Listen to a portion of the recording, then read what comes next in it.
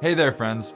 If you read Mark chapter 5, you can find a very dark and scary story about a man being possessed by many demons. The word says that he was filled with a legion of evil spirits, meaning anywhere from 3,000 to 6,000 spirits. I'm sure that everyone knew about this man in the town because it says that every time they tried to bind him or put him in shackles, he would break them right off. Day and night he wandered among the caves and the hills, howling and cutting himself.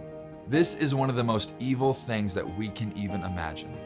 When Jesus encountered this man, the demons recognized him immediately, begging for mercy. So Jesus sent them into a giant herd of pigs that all drowned in the water.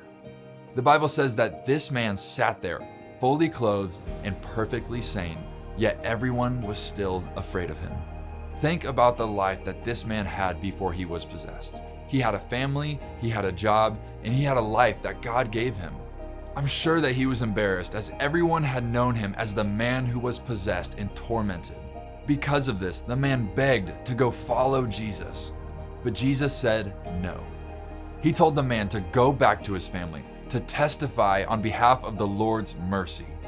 The family that this man had been estranged from, Jesus is now asking him to go back to? We often hear stories about the tremendous amount of faith that it takes for one person to leave a broken environment.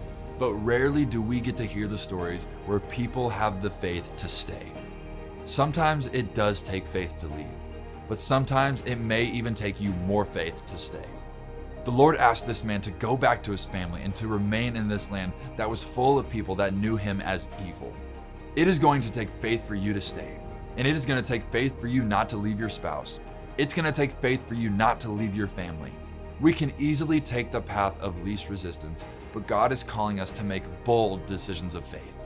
Never does God call any of us to do what is easy and to do what is comfortable, but instead to do what is challenging and for our betterment. If God has given you a family, have the faith to stay. If God has given you a job, until He says move, you stay.